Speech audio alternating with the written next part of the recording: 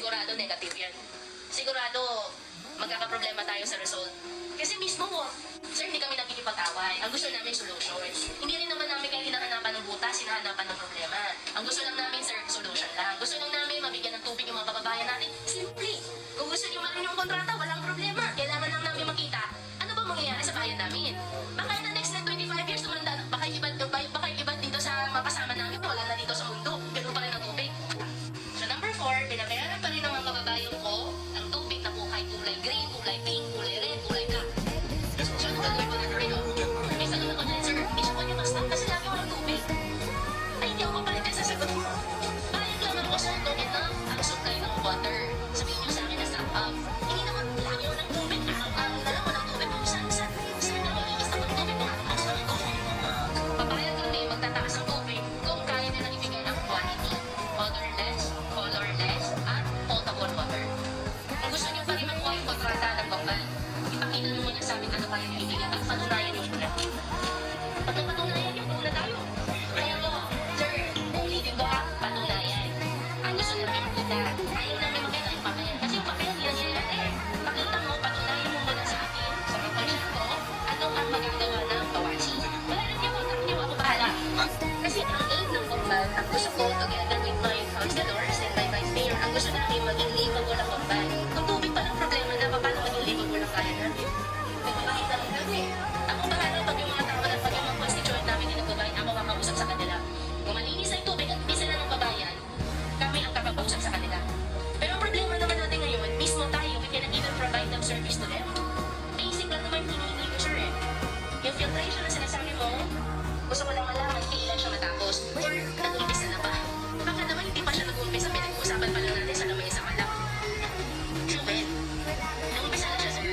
Dapat kasi, pero yung filtration, yung pag-install ko ng mga filter ko na mag-start na po ba? Dahil ko ba dito, Ben? O, so wala pa yun. That was previews. Nung simula na nakita niyo po yung problema, hanggang ngayon nalagyan na po ba ng bagong filtration mo? Wala po, wala pa. So we're talking about the base na naman. Sir, dapat solution. Pero sir, kung rin sabihin sa akin, hindi nyo kaagad. Kasi hindi na pa ngayong araw na yung problema. For the last 10 years, yun ang problema ng Bangkal.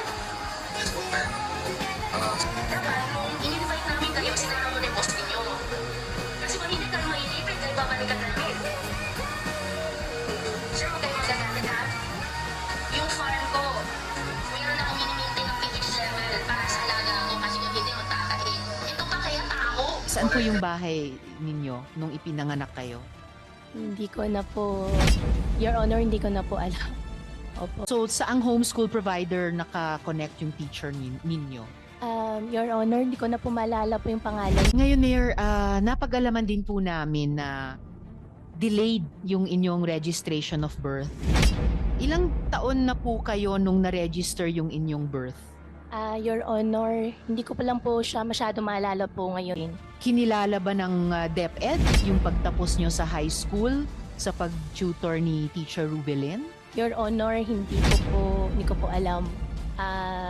Ever since po, si Teacher Rubilin lang po yung nagturo po sa akin. Pero nung nagtapos kayo sa high school, may diploma kayo? Wala po. Or ano pong dokumento na hawak ninyo bilang katibayan ninyo na like any learner na may karapatan na may, kung hindi diploma, dokumentong formal na nagsasabing na comply po ninyo na earn nyo yung competencies sa high school? Your Honor, wala po ako maalala po na mayroon pong any records po. Mga kaibigan namin nakatira doon.